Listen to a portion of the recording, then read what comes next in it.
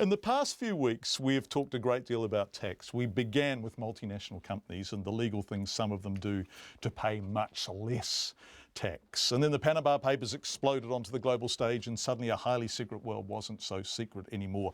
Resignations followed, including that of the Prime Minister of Iceland. Of course, inquiries and reviews followed, including one in New Zealand about the country's foreign trust disclosure rules. But perhaps more than that, there was a global sense of what Newsweek called, and I quote, widespread revulsion towards those who attempt to shield their riches from taxes. For those fighting to get more fairness and transparency into the global tax system, these were pennies from heaven, tax paid. The OECD's Pascal Saint-Amans, who's working to redraft global tax laws so as to stop multinational companies shifting their costs to high tax territories and their profits to low tax territories. He's one person involved in this, and so too is a woman by the name of Monica Bhatia. She's head of the OECD's Global Forum on Transparency and Exchange of Information for Tax Purposes. Monica Bhatia believes transparency is becoming a possibility. I think there is very much a change in the way people are looking at all these activities. I think the whole outcry, completely shows us that the public has no patience with issues surrounding tax evasion, corruption, money laundering. And I think that's a message out to the world. It's a message out to all the regulators that it's a different kind of a public, and I think that's all for good. And I think that should happen, and I think that's only going to strengthen what we are doing. And I think it's a very positive development. Absolutely. I think they're looking also at the moral side of tax avoidance, which in the past was considered to be, acceptable because it was legal. But, we've seen in the past also the protest in the UK with Starbucks and Google and the public pressure, including, I think, driven in a large part by the civil society and the awareness that's coming from there.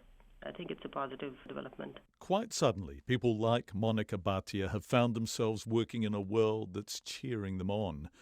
In part, she credits the global financial crisis of 2008 and what Joseph Stiglitz called a catastrophic collapse in confidence. Financial markets hinge on trust, he wrote, and that trust has eroded, which saw business news, so long confined to the business pages, being scrutinised in larger and more moral terms. As you heard, Monica Bhatia talked of the protest in the UK with Starbucks and Google and the public pressure, which in one protest saw people attack a London branch of Starbucks, chanting, "Yes, pay your tax," to Starbucks.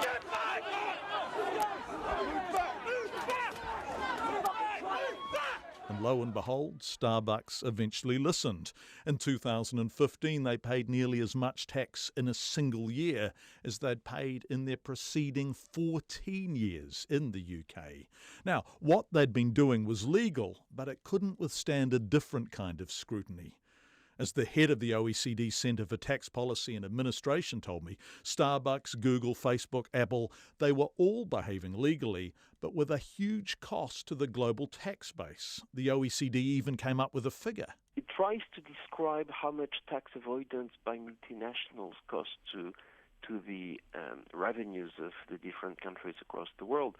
So $100 billion to $240 billion a year for the whole world is, again, a conservative estimate. And this gets back to what Monica Bhatia was talking about, how increasingly in the court of public opinion, being legal alone won't be enough. Absolutely. I think they're looking also at the moral side of tax avoidance, which in the past was considered to be, acceptable because it was legal.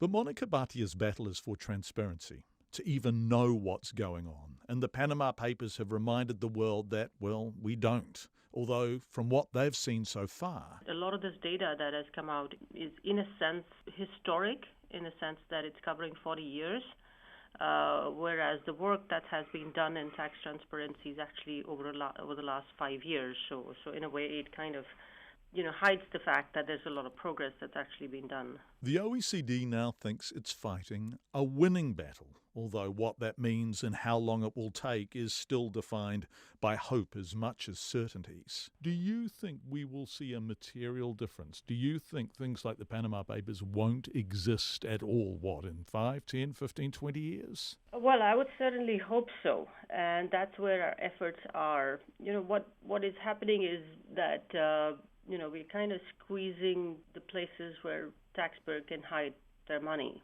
and we're making it more and more difficult for people to evade taxes. There's always a cost-benefit analysis. The taxpayer thinks, the risk of getting caught is not there, and it's easy to do all these things, so he goes for this. But what we're doing is we're increasing the cost of indulging in all these practices. At the same time, in most countries, the tax rates are fairly reasonable. So when a taxpayer does that analysis, then it makes more sense to comply. And also, we are increasing the risk of getting caught because these things are going to be reported. There's more transparency, and there are less and less hiding places. Which brings us perhaps to New Zealand. Does the OECD regard us as being one of those hiding places? Well, what I can tell you is from the review that we've done for New Zealand, and we did a review of New Zealand in 2011, looking at both the legal framework as well as its practices. And there was just a few areas of improvements, a few recommendations that were made. I think they were in the areas of nominees were not required to maintain ownership information, and improvements to some enforcement provisions, some recommendations around accounting. But the overall picture for New Zealand was a good picture. I think New Zealand has been very cooperative. I think they're able to assist their treaty partners whenever information is requested. The information that the treaty partners are asking for is available. The tax authorities are able to get their hand on it, and they're able to exchange very efficiently. And that's the parameter of our review.